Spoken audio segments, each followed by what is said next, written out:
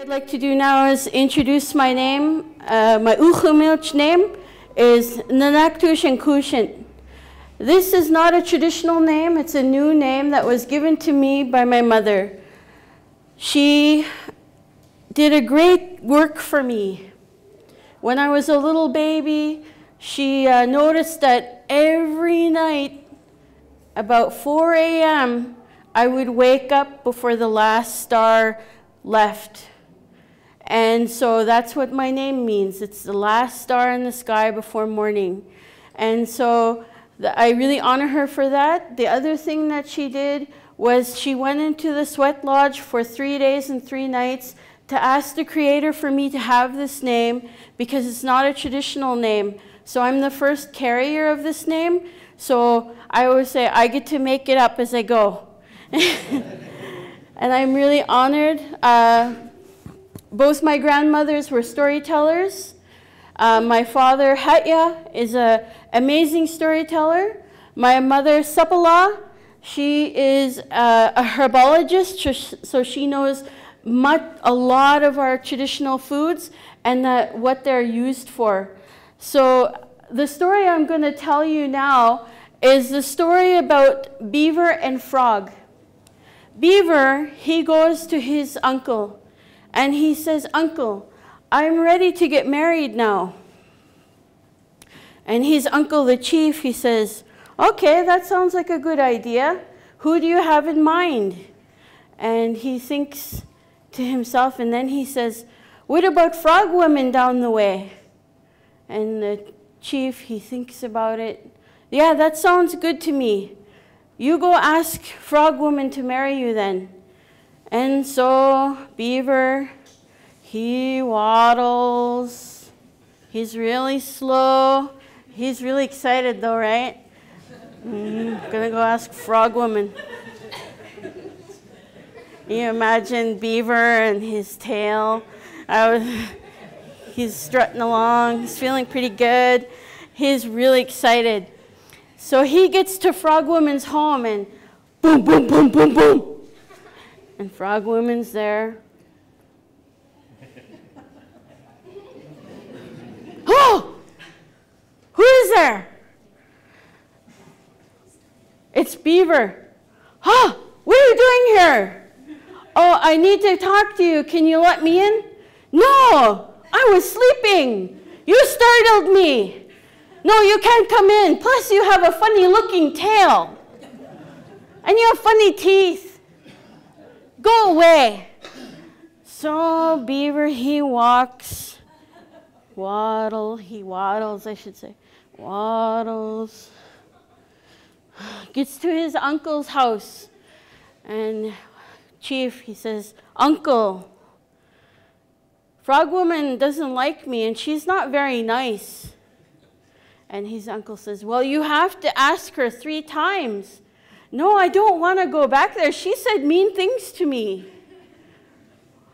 "But you have to do that. That's the way we do things."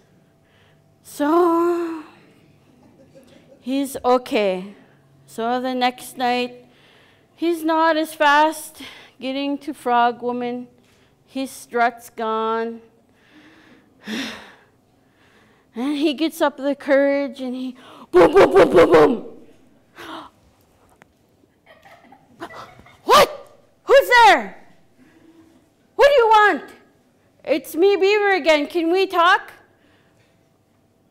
"No, didn't I talk to you yesterday? I told you. You have funny teeth. You have a funny tail. And you're really fat and you have short arms. Go away." So he's feeling really bad about himself. He never knew these things about himself. So he goes, "Uncle, again, I did what you told me to do. And she's really mean, and she said a lot of mean things to me." "Well, you still have to go one more time." "I don't want to go one more time. I don't know what she's going to say to me." "Yeah, but you have to. That's the way of our people." So again, the next night, he's even slower.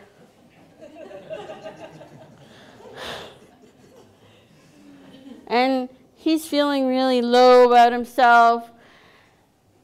Finally, he gets to Frog Woman's house. Boom, boom, boom, boom, boom.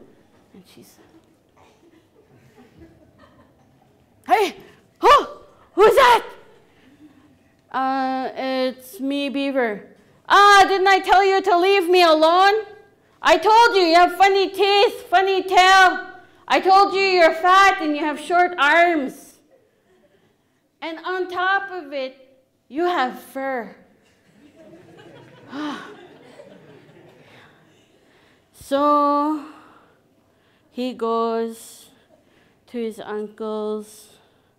He's feeling really, really bad.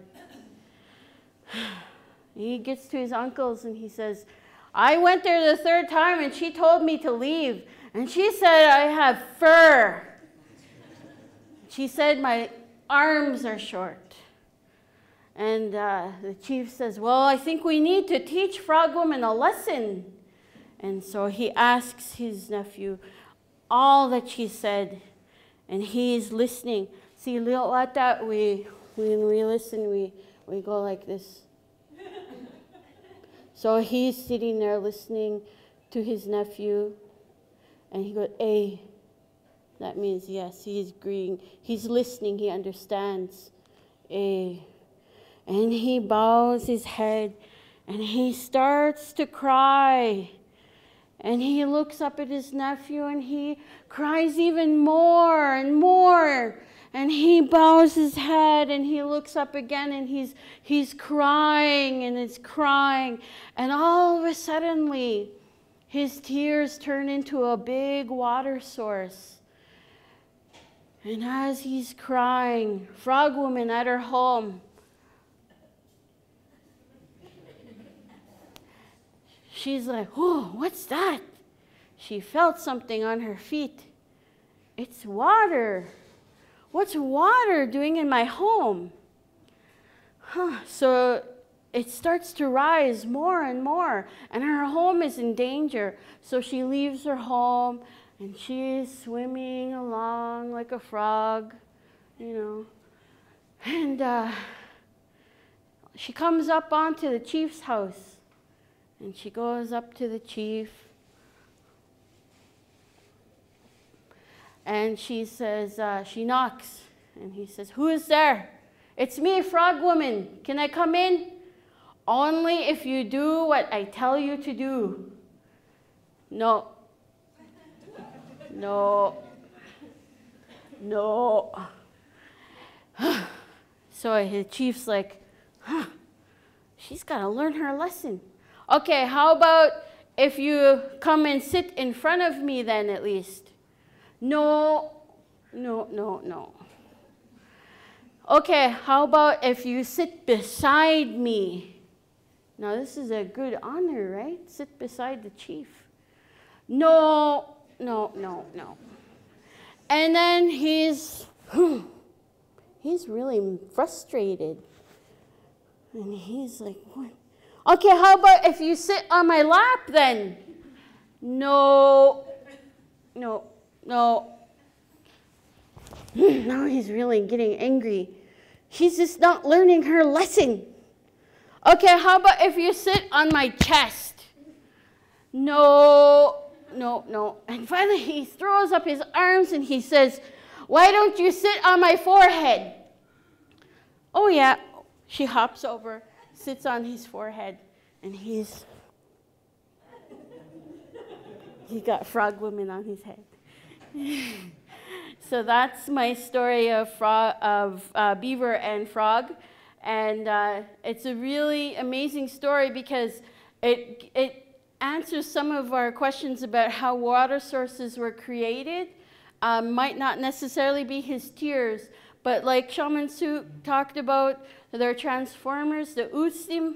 In our culture, we call them the Utsimath, and they changed landscape. Many of the things that you see here, water sources, waterfalls, were created by the transformers, and we're really blessed because living in the mountains and having as much water as we do here, we're very blessed to have it. So Kukshim Kal Amakika ama apa.